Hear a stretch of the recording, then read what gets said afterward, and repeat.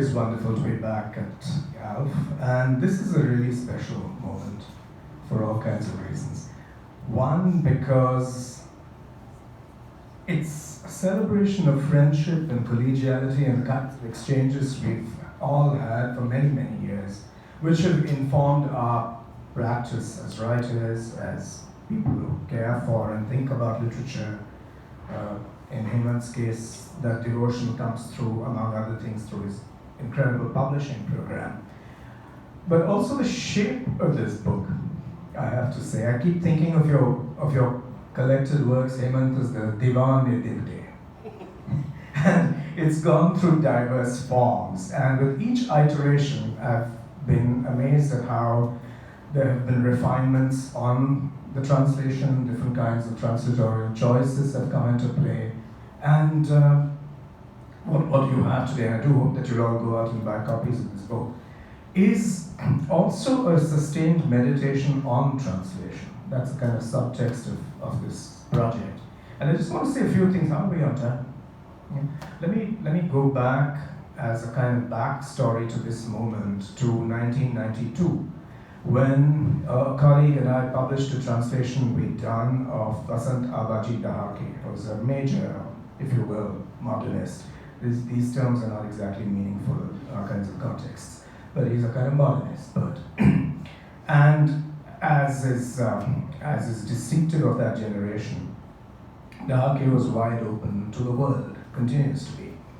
Then came the reviews. And one of the reviews of this translation, written by someone who didn't actually know Marathi, said the following. This is branded into my consciousness, so remember this sentence after all these years. In their eagerness to make Dahake sound modern, Kulkarni and Hoskote and Kulkarni put the words of Allen Ginsberg into his mouth. The truth is that the original Marathi has, in a poem that's shaped like a collage, it actually has lines from Ginsberg, which all of us here would recognize to be a form of reference, of quotation. And for us as translators, the question is whether you back translate into Ginsberg or do you move it further into a kind of third space. All this was lost on the reviewer, because the reviewer proceeded from the firm conviction that India's so-called regional languages, a term I abhor and detest, are somehow pre-modern. And that if dear old Dahake wrote in Marathi, he obviously was somehow pre-modern, correct? I mean, and we were the idiots who were trying to bring him up to date with Ginsberg of all things.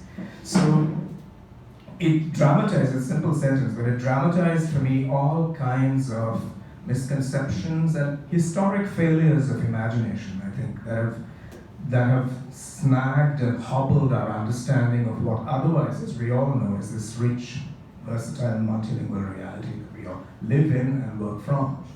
So it gives me real joy to see your generation, Hemant, deal with these questions in a spirit that is ambitious, that's audacious, that completely sidesteps these questions of do we live in our well-defended language universe? How do we respond to other things? Because yours is a poetry that is really, in Bhakti's sense, it's a celebration of heteroglossia.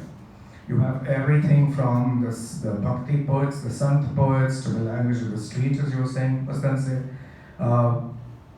If English is part of this new linguistic reality, so be it. That comes into play. The world of advertising, the world of high literature. There's an incredible ability to bring all this together into a carnival of language. And for me, that's an extremely important way forward, not only for people writing in Marathi, but for poets in any language that they choose to write in South Asia. So I just wanted to flag this, a couple of historical contexts. One, the manner in which you move forward from the generation of Dahake, Dilip Chitre, Arun Koladkar. And the other is how, whilst remaining, if you will, a poet of the city, you're also, through your poems, developing a far more expanded portraiture of the culture of the moment. And it's incredibly responsive. It's true to time and place, or deshakala, as one might say in Sanskrit. And that is already a reality where global and local currents are in contention, they break together, they find new forms. So these are a few remarks I thought I'd put into play, and then maybe we can take them forward in some way. If I can just extend what you're saying, I think in a book like this, language works at two levels. Yeah. Language works at two levels. One is the way that Hemant tries to address the issue of the language that he writes in, which is not necessarily the way everybody else does. But there is a reference to reference, in that sense of what is happening to Marathi. And in fact, there are a couple of poems in which he discusses language specifically. Perhaps we could read those out later. And then there is the choice of the translator of how to take that and move ahead from that. And what ultimately ends up, of course, in a sense, this is a book in English. So we have to look at it that way, as well. So there is this two-step kind of thing. And now, interestingly, like you just mentioned, that step gets taken further, because when Hemant gets translated into other languages, particularly European, they refer to the English text. As you said, there are lots of things lost in translation, but there are lots of things gained in translation as well. And I think that's an interesting kind of location. Yeah. Wonderfully said. Let me just respond to that also. Another stock question that people ask you, especially when they've done no translation at all in their lives, is to say, is this a literal translation? To that I have now evolved a very simple answer, especially in poetry. There are no literal originals, so there can be no literal translation. Because every poem, the idiom of every poet already encrypts many levels of translation. And to see that happening right here. So we were saying last evening, one of my other languages, German, if you read Ingeborg Bachmann or Paul Celan, they are not writing in German. I mean, you might assume for pragmatic reasons that this is German, but the texture, the inventiveness of language, of words, of syntax, whatever goes on in those poems establishes this is a different, and you might want to think of it as an idiolect, or we can put technical words on this. But the fact is that you're looking at a very distinctive use of language. It's not as simple as in some academic circles, unfortunately, you think of a source language and a target language. It is far more complex than that. So I completely understand what you've been doing, Mustansir. It's been an amazing challenge that you've taken on here, and I'm in great admiration of that. Just wanted to say that. So I don't have anything to add to poetry. You have to say. Well, what can I say? I mean, both of you have said something which I didn't understand at all. Because my language is Marathi. So what I will do is I will read poems. Yeah. Because my only introduction is Marathi poet. All the other things are actually there is nobody else to publish good quality poetry, not only in English but in Marathi also, and other Indian languages and foreign languages, to introduce to these young people. So we thought that we will do it. That's the other kind of thing. And I was, with my wife, used to publish a little magazine in Marathi to change the pattern in which actually Marathi people used to write. And it actually changed the way people actually are writing now and reading Marathi prose and poetry. So I'll go and read 2-3 poems. I'll read the translation. I will go ahead. You are to okay.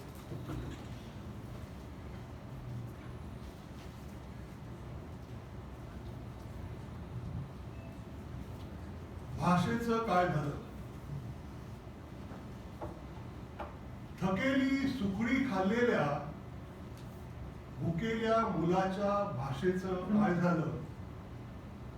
काय झालं tyre tyre खेळत गावभर भटकणाऱ्या मुलाच्या भाषेचं? काय झालं गोट्या टबू खेळणाऱ्या किरकोळ मुलाच्या भाषेचं? काय झालं सुरपारंब्या, विटीदांडू, लगोरी, भवरा, नवरा नवरी, डॉक्टर डॉक्टर खेळणाऱ्या मुलाच्या भाषेचं? काय झालं जत्रेत उन्हाळ पिपाण्या वाजवत फिरणाऱ्या मुलाच्या भाषेचं? काय झालं चिंध्यांच्या गोळ्याने मारामारी आणि क्रिकेट खेळणाऱ्या मुलाच्या भाषेचं? काय झालं आपल्याच मित्रांशी बोलताना घाटी ठरलेल्या मुलाच्या भाषेचं? काय झालं भाषेचं? काय झालं?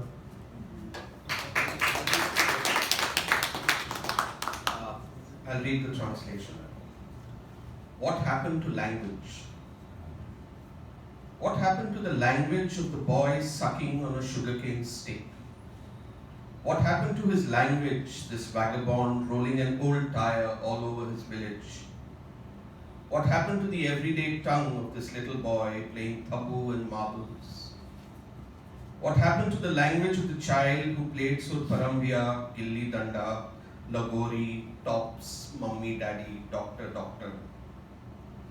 What happened to this free bird who lustily blew his whistle during the Zatra? This brawling boy who played appa rappi and cricket with a ball of rags? What happened? The same boy who spoke with his own friends later, self-conscious of his obviously khati tongue. What happened to his language? Guys, hala.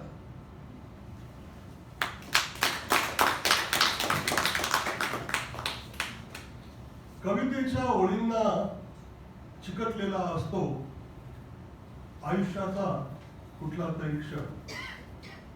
कवितेच्या ओळींना चिकटलेला असतो आयुष्याचा कुठला तरी क्षण आणि रिकाम्या जागांमध्येही जसं खाल्लेल्या chicken लॉलीपॉपला चिटकून उरलेले असतातच चिकनचे काही कण, तसंच जसं की दोन शब्दांच्या दरम्यानही असतंच कवितेचं ताजं रसरशीत मांस.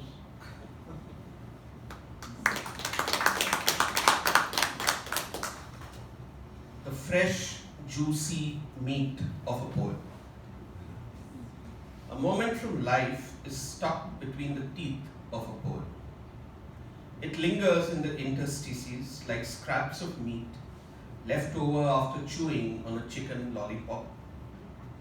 No different from the space between two words filled with the fresh, juicy meat of a poem.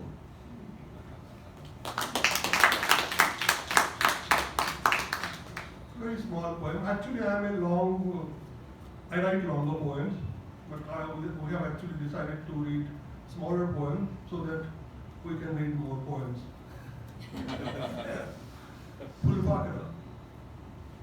कॉम्प्लेक्सच्या garden मध्ये फिरताना मी सहज मित्राला म्हटलं, अरे गर्द पिवळ्या रंगाची छोटी फुलपाखरं दिसतच नाहीत हल्ली. तर तो सहजच म्हणाला, तो ब्रँड आता बंद झाला आहे. Actually, this is one of Hemant's most famous poems and also, in a sense, addresses a wide range of his concerns. This poem is called Butterflies. While rambling through the garden of my housing complex, apropos of nothing, I told a friend, you know, these days we don't see those small, common, yellow butterflies anymore. To which he casually replied, that brand has been discontinued.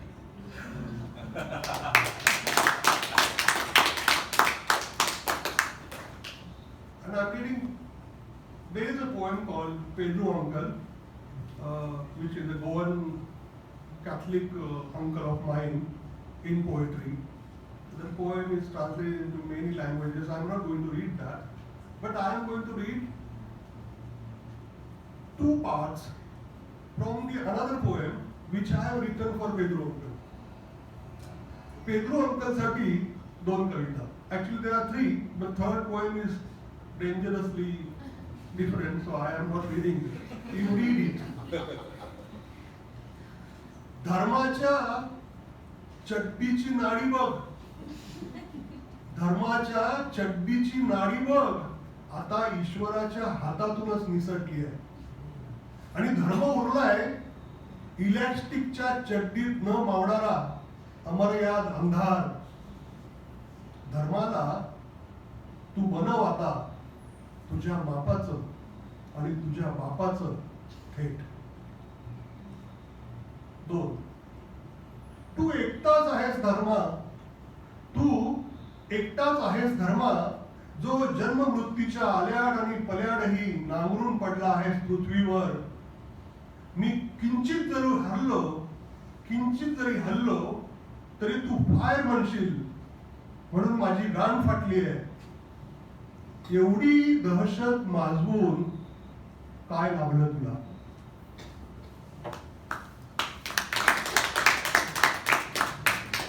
Two poems for Pedro Uncle. One. Look, the nadi holding up the chaddi of religion has now slipped from God's hands, and whatever religion remains is left in an elastic chaddi filled with darkness, infinite. Now you too refashioned religion to your size and to your father's, straight. Two. Religion, you alone exist, both on this side and that of birth and death, tent pegged all over this earth, and even if I move an inch, you will give the order to fire. This leaves me scared shitless. What did you gain unleashing this reign of terror?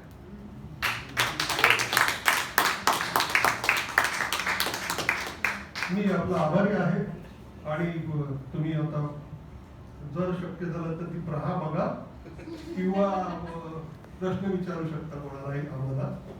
थोड़ा discuss करू शकतो. आपण पहिले ते try करूया का. नाही I think वेळ जाईल. जाऊ दे नको. 5 minutes left.